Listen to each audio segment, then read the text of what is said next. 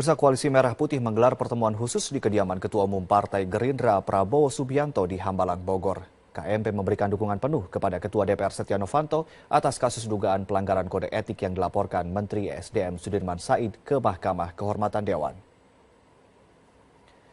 Pertemuan berlangsung tertutup sejak sore tadi. Hadir dalam pertemuan antara lain Ketua Umum Partai Golkar Abu Rizal Bakri, Ketua Umum P3 Hasil Muktamar Jakarta Jan Faridz, dan Presiden Sohibul Iman, serta Prabowo sebagai tuan rumah. Tampak pula petinggi dan fungsionaris partai yang tergabung dalam KMP, termasuk Setia Novanto. Ketua Umum PAN Zulkifli Hasan tidak hadir dalam pertemuan tersebut. Namun politisi senior PAN Amin Rais ikut hadir. Dari informasi yang beredar, Ketua DPR Setia Novanto menjadikan ajang pertemuan tersebut untuk mengklarifikasi atas masalah yang kini dialaminya. Novanto dilaporkan ke MKD atas dugaan pelanggaran kode etik lantaran diduga mencatut nama Presiden Joko Widodo dan Wakil Presiden Yusuf Kala untuk memuluskan perpanjangan kontrak karya PT Freeport Indonesia di tanah Papua. Novanto membantah tudingan tersebut, termasuk menjadi maklar saham sebagai bagian divestasi PT Freeport. Setelah mendengarkan semua keterangan Setia Novanto, semua petinggi Koalisi Merah Putih sepakat menerima penjelasan Novanto.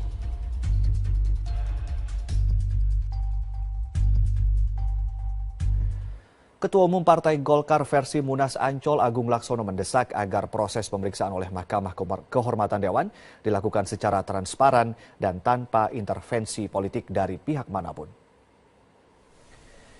Agung menyatakan pihaknya menghormati proses pemeriksaan dan verifikasi laporan yang dilakukan MKD, termasuk upaya Mahkamah Kehormatan untuk menindaklanjuti laporan Menteri SDM Sudirman Said dengan melakukan verifikasi rekaman percakapan antara Setia Novanto dan para petinggi Freeport. Agung mengharapkan agar proses di MKD bisa mengembalikan kepercayaan publik terhadap parlemen.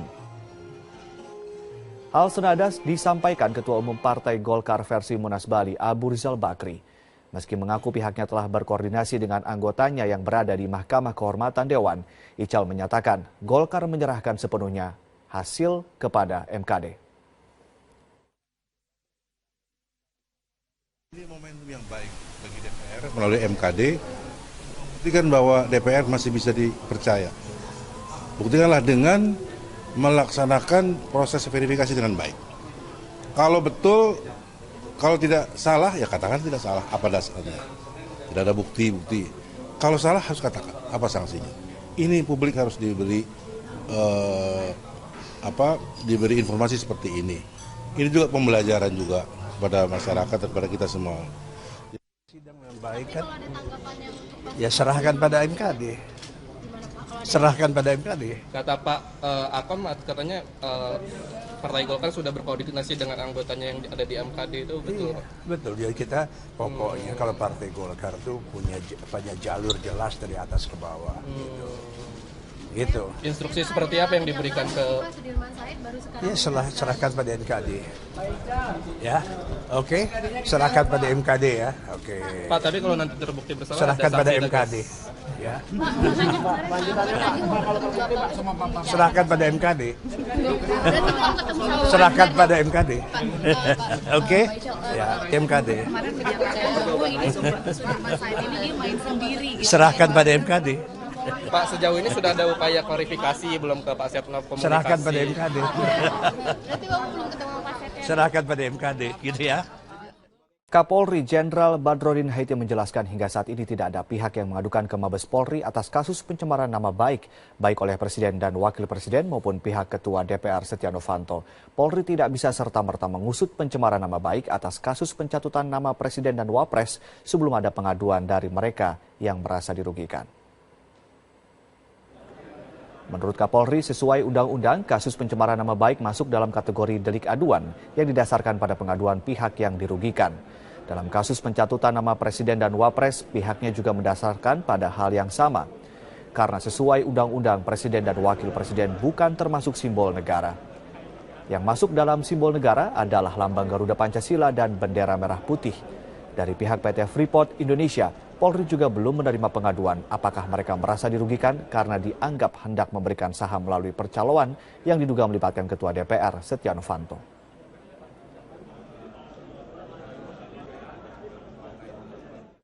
Simbol negara itu kan sudah ada undang-undangnya.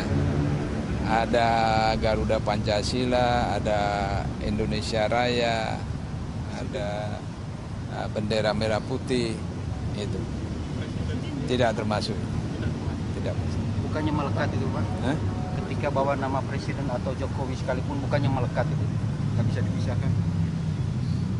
Ya kita lihat undang-undangnya, ya, kan ada simbol-simbol negara itu ada undang. Di tengah hangatnya isu mengenai skandal rekaman dugaan maklar di PT Freeport, staf khusus Menteri SDM Said Didu hari ini mendatangi gedung Komisi Pemberantasan Korupsi. Said Didu membantah jika kedatangannya ke Komisi Pemberantasan Korupsi pagi tadi untuk menyerahkan hasil bukti rekaman percakapan Ketua DPR Setia Novanto dengan PT Freeport Indonesia ke penyidik KPK. Namun dia mengaku jika saat ini Kementerian SDM tengah memberantas para maklar kasus yang banyak bermain di kementeriannya.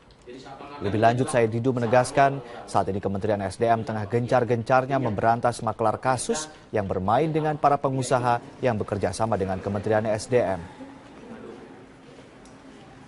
Pembicaraannya kan sudah maklar kan, maklar kebijakan seakan-akan dia bisa memberikan kepastian bahwa kebijakan bisa diambil sesuai keinginan mereka asal, istilah saya asal itu kan maklar. Pak, kalau misalkan pembagian. Nah, saya tambahkan sedikit. Dan laporan yang masuk bukan hanya ini loh, banyak loh yang melapor. Banyak yang melapor menyatakan kami dipanggil si A, diterima si B, di ini si B, minta negosiasi begini, banyak. Bukan hanya ini. Yang ini kan yang terungkap karena ada rekaman lengkap kan, tapi yang lapor. Skandal maklar Freeport yang melibatkan Ketua DPR Setia Novanto masih berputar di ranah etik atau di Mahkamah Kehormatan Dewan. Sejumlah anggota DPR mendesak KPK harus bernyali untuk menangani kasus yang mengarah ke tindak pidana gratifikasi.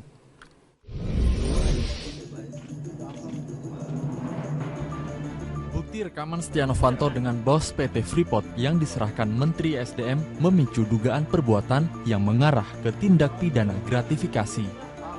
Anggota Komisi Energi DPR mengusulkan agar KPK bernyali menindak Setia Novanto.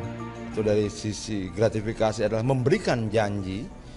Gratifikasi kan memberikan janji saja, belum ada uang, belum ada apa, memberikan janji saja sebenarnya sudah salah satu bentuk upaya gratifikasi. Dari banyak sisi bisa saja. Dan kalau kemudian itu dikatakan gratifikasi, ya KPK harus bertindak kalau KPK punya nyali. Kalau memang tidak punya nyali dan cuma beraninya nangkap bupati segala macam, kayaknya memang harus direvisi juga undang-undang KPK-nya. Senada dengan suara DPR, pengamat hukum juga mendesak agar KPK membuktikan taringnya mengambil alih kasus politisi Partai Golkar tersebut. Saya kira KPK yang harus mengambil inisiatif. Kita sih kurang bisa berharap terhadap kejaksaan dengan kepolisian. Karena mungkin kejaksaan dan kepolisian ini masih ada kaitannya dengan pemerintah. Kalau pemerintah tidak melakukan aksi, mereka juga ini. Tapi kalau KPK, ya itu kan tidak ada. Apalagi kita harapkan ini komisioner yang tinggal beberapa beberapa minggu lagi ininya masa kerjanya segera untuk mengungkapkan. Sementara KPK beranggapan kasus Setia Novanto layak untuk ditangani kepolisian. Dan yang paling tepat yang melakukan ini adalah kepolisian. Karena mereka bisa masuk dari berbagai penjuru. Sementara itu KPK hanya bisa masuk dari sisi satu faset saja, yaitu tindak pidana korupsi. Sedangkan kepolisian bisa masuk dari mulai undang-undang IT, bisa ke tindak pidana umum, bisa termasuk segala macam.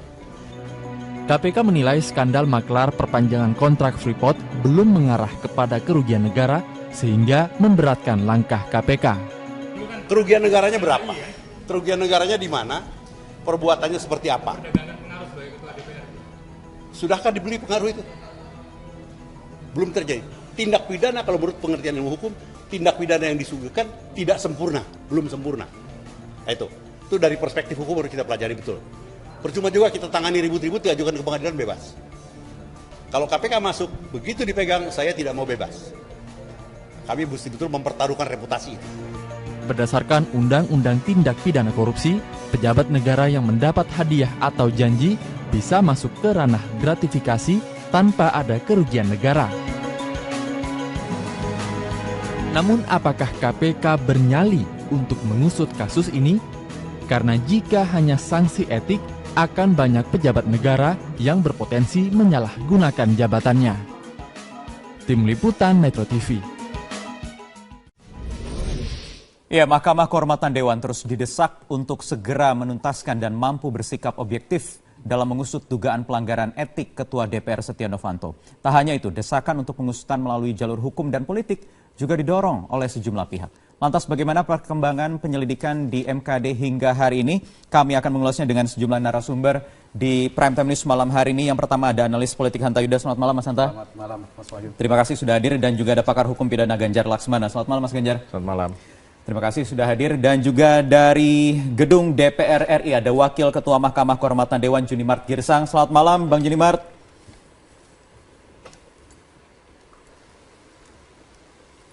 Halo. Bang Junimart. Bisa dengar suara saya, Bang? Oke. Baik, kami masih menunggu sambungan komunikasi dengan DPR. Sebenarnya saya ingin pertanyakan dulu update perkembangan di MKD hari ini. Tetapi kalau kita lihat perkembangannya tidak hanya di MKD saja, Mas Hanta. Ya. Banyak yang terjadi juga, Mas Ganjar. Kemarin juga MKD sudah menerima bukti rekaman yang diserahkan oleh Kementerian SDM melalui staf ahlinya, Pak Said Didu. Dan sudah dilakukan sejumlah telaah, tentunya nanti akan kita konfirmasi. Tetapi sampai sejauh ini, Mas Ganjar, apa yang bisa Anda lihat dari yang berlangsung di MKD? Ya, begini ya. MKD ini kewenangannya terbatas, ya. Dan dia hanya berwenang untuk melihat adanya dugaan pelanggaran etik. Ya. Tapi begini dulu. Satu, sudah ada belum ya kode etiknya tertulis? Kalau sudah ada, baru kita bisa lihat pelanggaran kode etik yang mana, pasal berapa. Mudah-mudahan sudah ada ya. Gitu. Jangan sampai belum ada nih. Gitu. Nanti ukurannya jadi terlalu luas. Ya. Seperti itu. Nah, kedua, yang dilakukan MKD ini karena pelanggaran etik, maka tidak punya upaya memaksa. Ya. Kalau Pak Setia Novanto diundang tidak mau hadir, MKD bisa apa?